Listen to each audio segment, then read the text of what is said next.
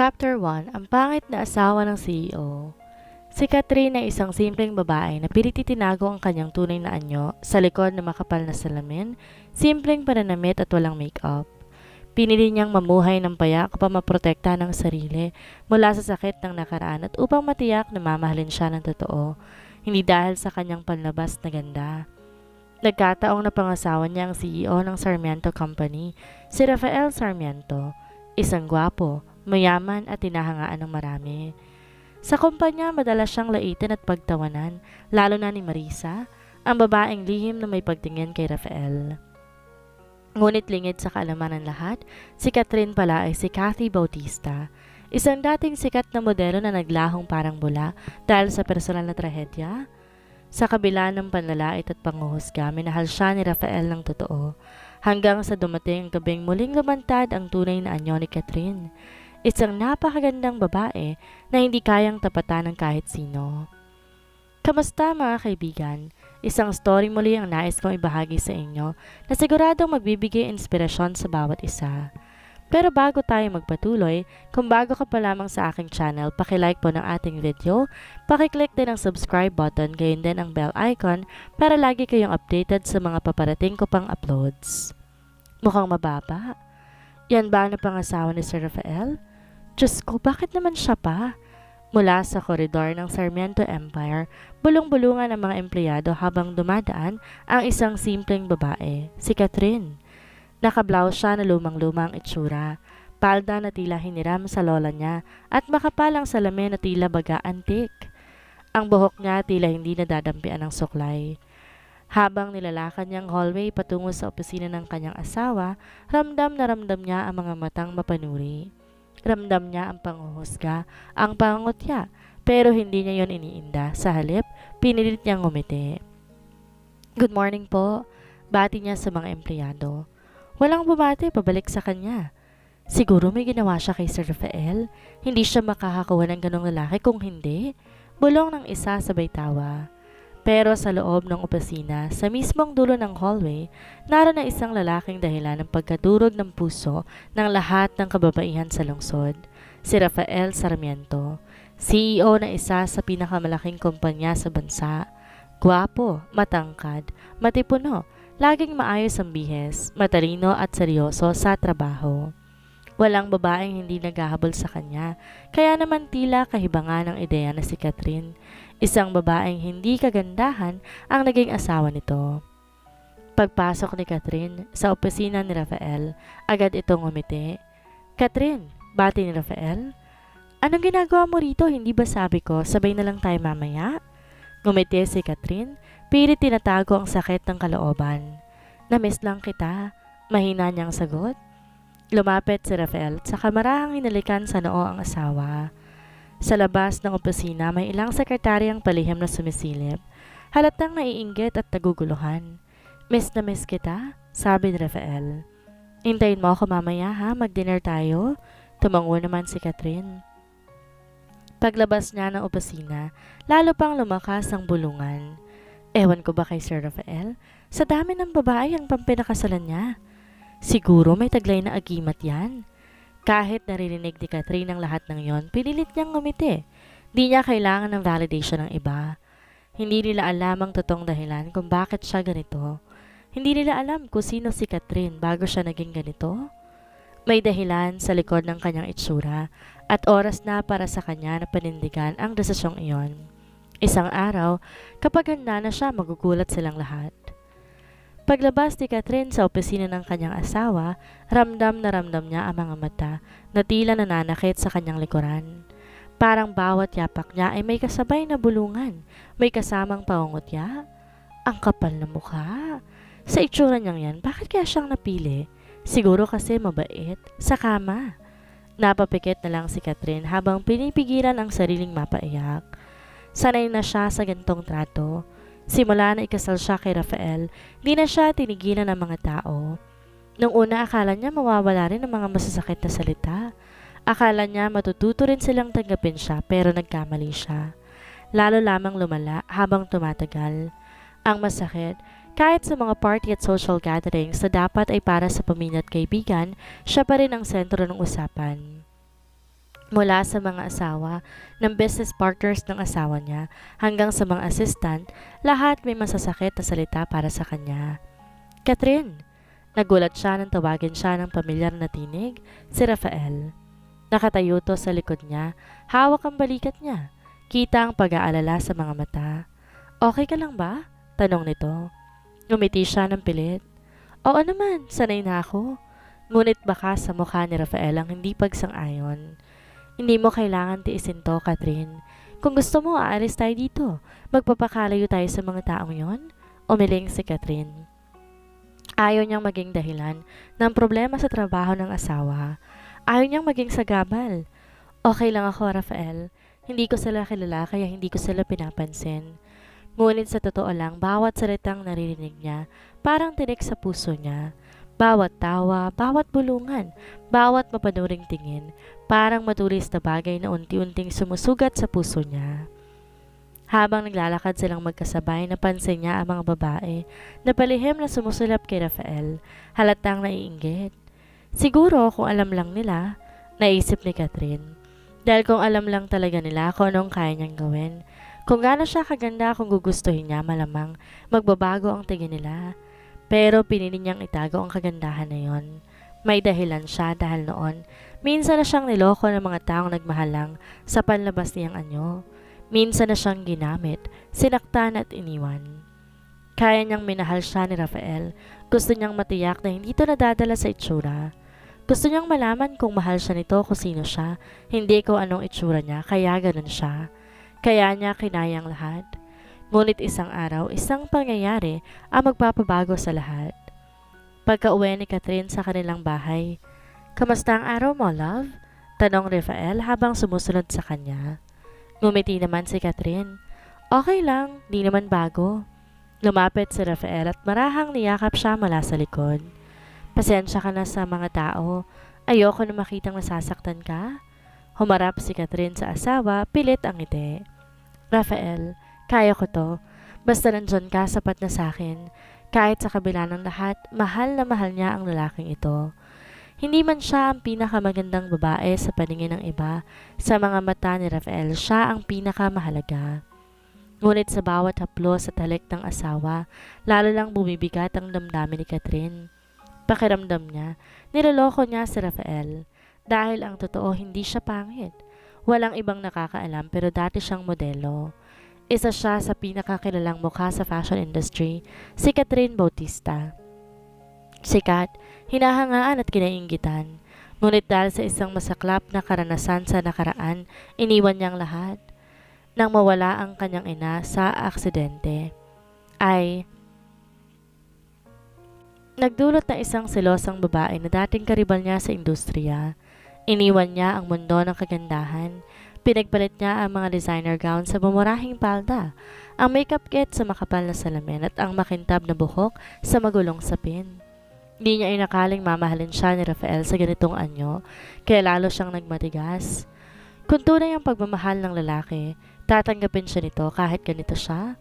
Ngunit habang tumatagal, parang di niya na kayang itago pa ang lahat. Isang gabi, habang natutulog si Rafael, dahan-dahan siyang tumayo. Tinungo niya ang secret vanity room sa kabilang bahagi ng bahay. Binuksan niya ang ilaw at doon, nasilayan niya ang sarili sa salamin. Ang dating Catherine Bautista na matagal nang nawala, dahan-dahan niyang inalis ang makapal na salamin. "Catherine?" Bulong niya sa sarili. May luha sa kanyang mga mata. "Hanggang kailan mo pa itatago to?" Kumirot ang puso niya. Mahal niya si Rafael. At alam niyang mahal siya nito. Pero takot siya na baka kapag nakita ng asawang totoong siya, baka mag-iba ang lahat. Nagpasya si Catherine. Maghihintay siya ng tamang panahon. Pero hindi na niya kayang sakit. Malapit na. Malapit ng araw na magugulat ang lahat. Kinabukasan, maagang nagising si Rafael. Pumunta siya sa kusina at natatandaan si Catherine na abala sa paghahanda ng agahan. Nakasabit pa rin sa mukha ng babae ang makapal na salamin at nakaponytail ang magulong buhok. "Good morning, love." Bati ni Rafael, sabay yakap mula sa likod. Ngumiti si Catherine sa asawa. "Good morning. Gutom ka na ba?" "Tamang-tama, alam kong paborito ko yung luto mo." Tila lumambot ang puso ni Catherine. Isa sa mga dahilan kung bakit niya minahal si Rafael ay sa pagiging totoo nito. Hindi kailanman naging issue dito ang itsura niya. Sa harap ng lahat, ipinagmamalaki siya ng lalaki. Pero habang nagkakape ang dalawa sa terrace, biglang nagring ang telepono ng Rafael. Yes, Marisa? Sagot nito. Agad nag-init ang pakiramdam ni Catherine.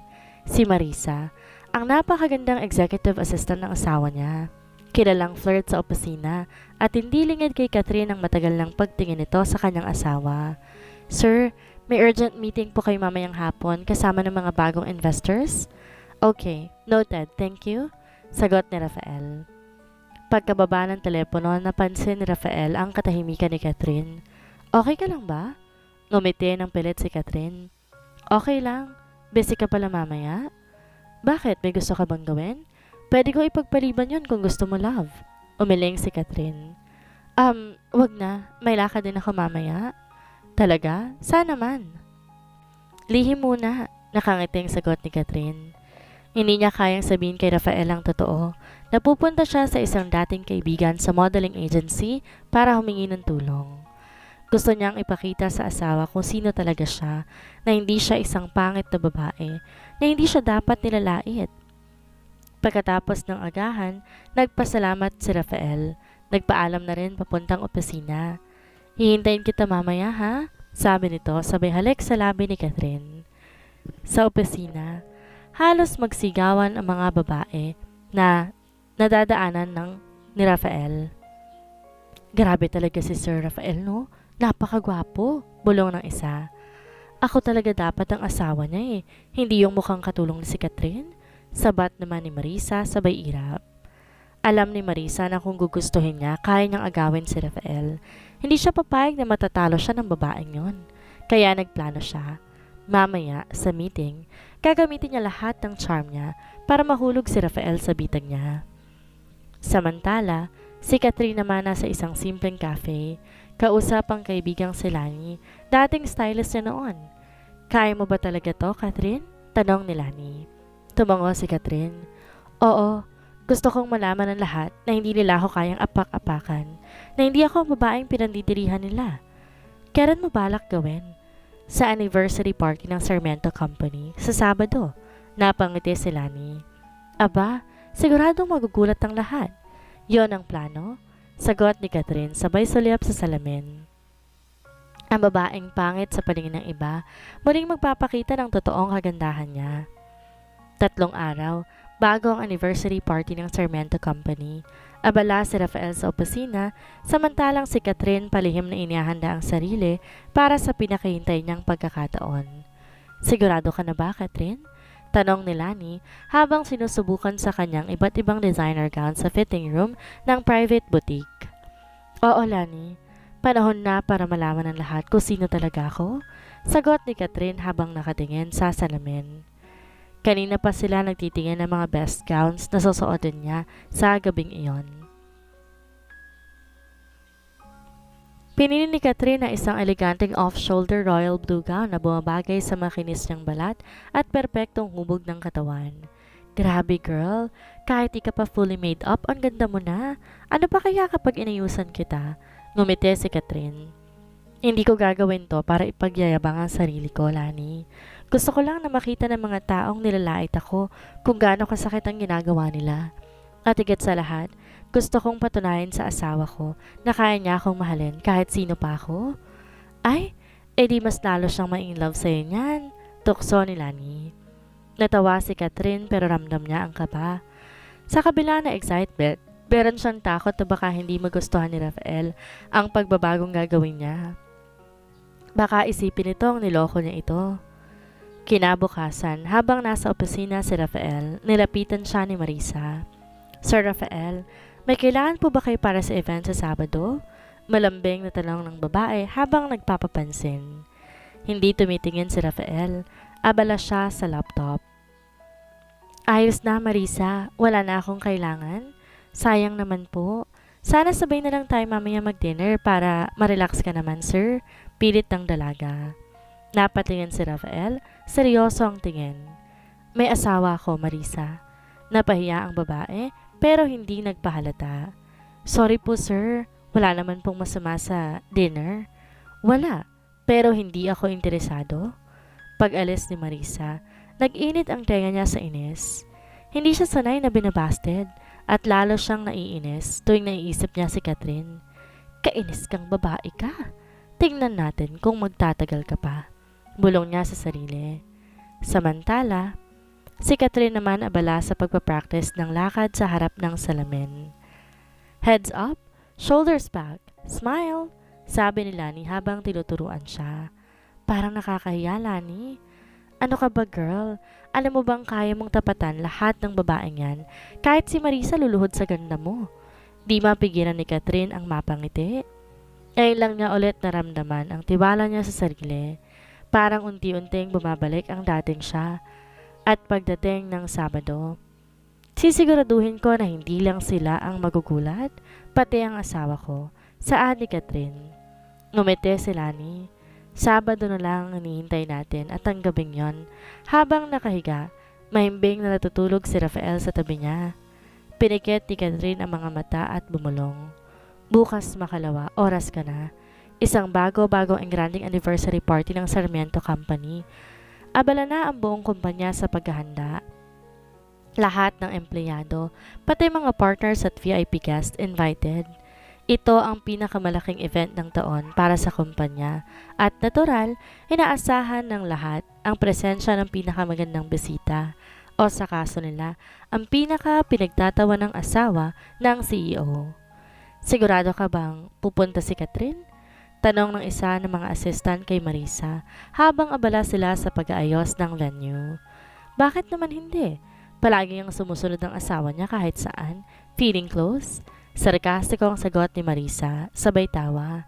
Ay nako, sigurado ko magiging sentro na naman niya ng tukso bukas.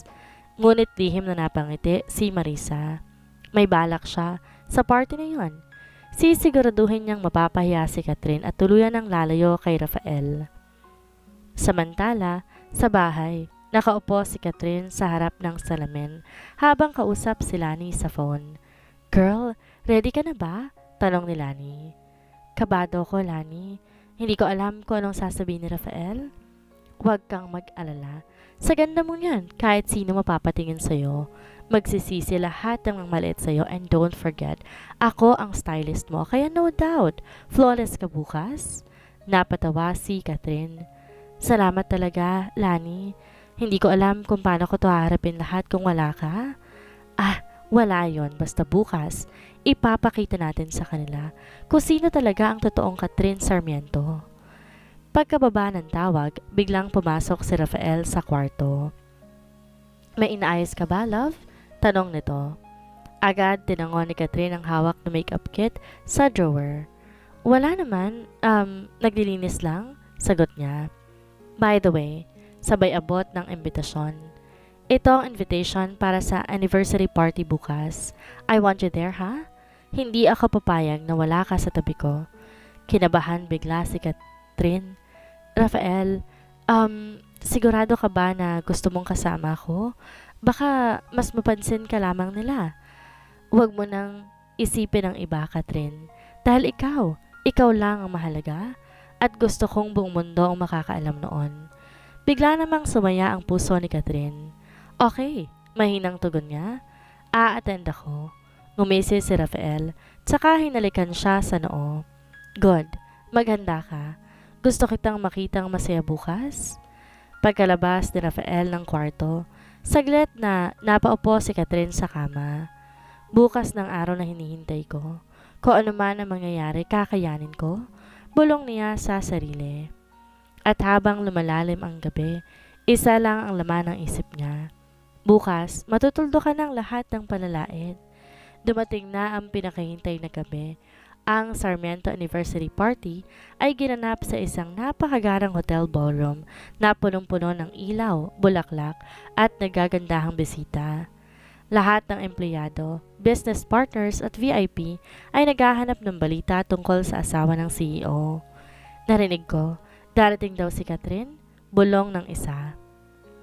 Ay naku po, siguradong katawa-tawa na naman yon, tugon ng isa pa. Sabay tawa. Si Rafael ay naroon na sa venue abala sa pakikipagkamay sa mga investors at bisita, ngunit paminsan-minsan ay pasulyap-sulyap siya sa pinto. Inaabangan niya ang pagdating ng asawa. Si Sir Rafael, parang namimiss kaagad si Catherine, puno ng isang empleyado.